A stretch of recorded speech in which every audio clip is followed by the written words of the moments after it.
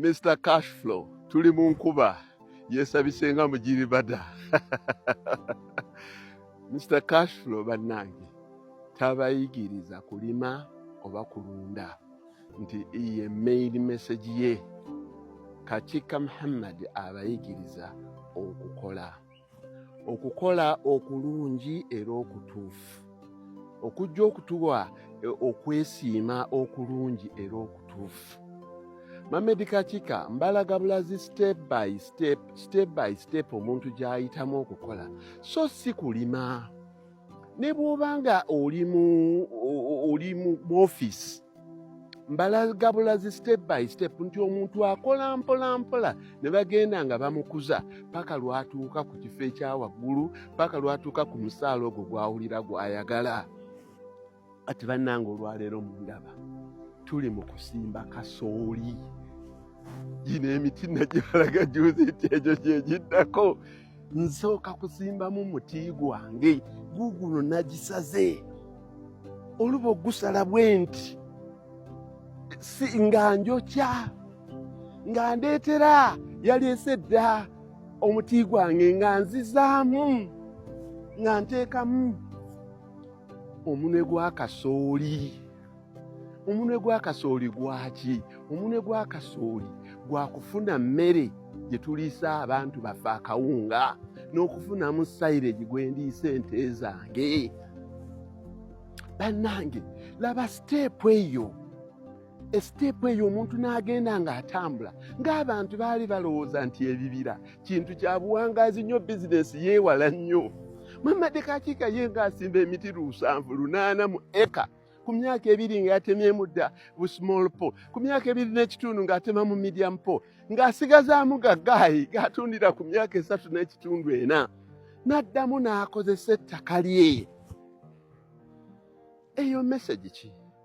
Bannange abantu mbayigiriza ti bannange temusuubiranga nti ku kiseera eky'okusiga ensimbi kye kiseera eky'okugyamu amagoba. When you are investing, it is not the time of profit taking. Ndabye bangi nnyo abasomesa ti kola ekintu kino mu mwaka gumu ojja kuba ofunye amagoba bwe gati. Bannange batuufu naye nze eyo si y'ensomesa eyange.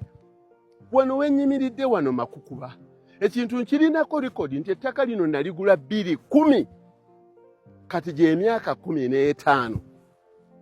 Naye naakasimbawo emiti emirundi 4 nga bwe ngitemawo egikuze, nga bwe nzizaamu. Kati kasooli wuuyo oli nambalaga juzi nga musimba. Juzi bwe nali waggulu eri nabalaga ekibira kino. Ti kino bwe munaakiraba mu Septemba nga kikyaliwo, mumanya ndi mulimba. Ngenda megulako mpola. Megulako acres 10. Egyo ne givaawo. Operations ne zitambula. Nenzizaawo acres 10. Nze buli season nina okusimba emiti 600 ku 10. Buli season ya nkuba. Kyova olabera nga harvesting abantu. Nina emiti kati gyensimbi olwaleero. Giri bagisimbye wiiki ewedde, giri gyasimbibwa mu January mwagiraba, giri gyasimbibwa mu August mwagiraba. Nengenda bwentyo. Naye abantu kyengezaako bayigiriza, muveemu mentalite y'okugamba ti nze nalinnya ennyonyi yange nagenze ku kyeyo, ngenda kukolayo ebbanga lyange bwe riti nga nkola kino. Mwewenga phases. Kachika bwe gamba nti kati ndi magoba ku ttaka lino, ddala ndi magoba. Oba naligula emyaka 15 emabega nga ndirimyeko emyaka 15. Bwe ngamba nti kati egyo gyegiddako kyemba ntegeeza. Ate era egyo bwe ginaavaamu bwe giti ng'era emirala giddamu ng'era.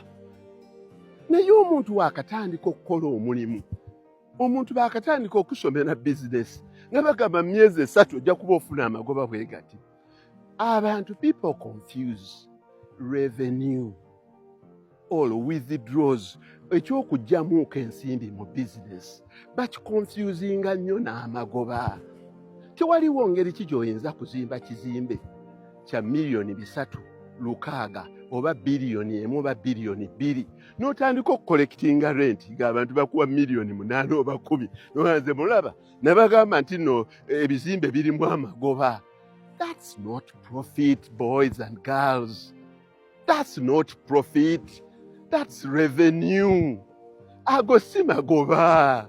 Uko kuba kutandika amagoba g'ekizimbe ogalabako oluvannyuma lwa myaka 10-15. Amagoba g'ekyeyo ojja galabako oluvannyuma lwa contract 2-3 nga wazimba akayumbako n'ogulayo akabanja kyo oba obuteebwo nodda n'osula mu kayumbako n'onywa ku mata g'ente ezo n'otundako ku mwanzo ze wasimba. Ago ge gaba amagoba. Amagoba tegajja. You can't make profits when you are still investing in the same portfolio. Nebuuza n'abaana aba bonds treasury bills nani bwe baddira ne babawa 14% ku miliyoni ze 5 oba 10 bwe bamuwaayo miliyoni ze 15 olaba nabagamba bonds zezifuna olaba amagoba genfuna. Who told you that ezo sente ze bakuwadde gaba amagoba? It's not profit, it's revenue. Ate era revenue yo otunuuliranga nti miliyoni ze 5 ze nabawa when nazibaweera wadde bampaayo miliyoni ze 15 kye nali nsobola okugulamu miliyoni 5 luli emyaka 3 enazibaweera nkyasobola okigula. So I'm not discouraging it, but I'm telling you reality check. Nti buli kintu kyonna ky'okola olina okukiteekamu amaanyi, obuyiiya, resources ne time. Omuntu kakugamba nga nze Mamadi Kakiika, omuntu ko ngamba nti ekintu kino kifuna kiralu, kifuna mangu. Awo nze weekyukira nembuuka. Awo mbuuka. Sibuuse ntaani ze 360.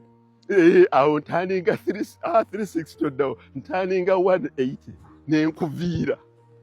Kubanga mmanya nti ekintu ekyo ekifuna amangu kibanga ekikula amangu kifa mangu. Ekintu kyonna nze sigambye nti n'ebintu tekisobola kuleeta ssente mangu, kisobola okuleeta ssente amangu, naye kye kitegeeza nti no ezo ziba ssente tegaba magoba. Mamadi Kakiika nze nnimye emyaka egisukka mu 15 ndi wadde mbogamba nti ssente ze nagula wano ze kati nkyeyongerayo wano neyongerayo kilomita 1.5 okuva wano okutuuka eri kilomita 1.5.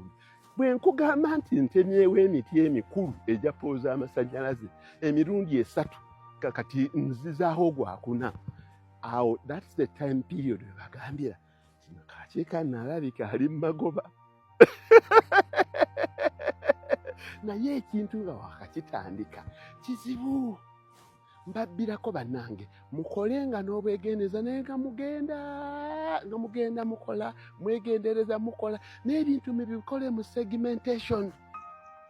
Nze insha Allah Mungu bw'anaaba ampadde obuwangaazi ne riziki nze ngenda kuyoola ndowooza kubanga okuba kasooli ekazi 10 wemmalira kati bwe mmala wano era olwo okumaliriza ano nti mmazeewo nga nnumba paddock eddako ate era nja kugisimba insha Allah. Naye kati n'otunuulira nze nnina emiti egy'olwaleero egigenda okusimbibwa olwaleero, egyasimbibwa wiiki ewedde giri wali, egyasimbibwa mu January giri wali, egyasimbibwa mu September giri wali, n'engenda bwetyo ndiba nkulagirire buli wamu wonna same pattern. Ekyo ne kikuwa room buli mwezi osobola okuharvestinga emiti. Nze abantu bewaffe bakimanyi Kakiika loole ezitwala emiti ze tezisirika. Abantu bakimanyi nti Kakiika kasooli tamuggwako. Ebyo byonna mbyogera ng'omuntu yeerabidde nti ate mulunzi ate mulimi wa mmwanyi. Kyekyo.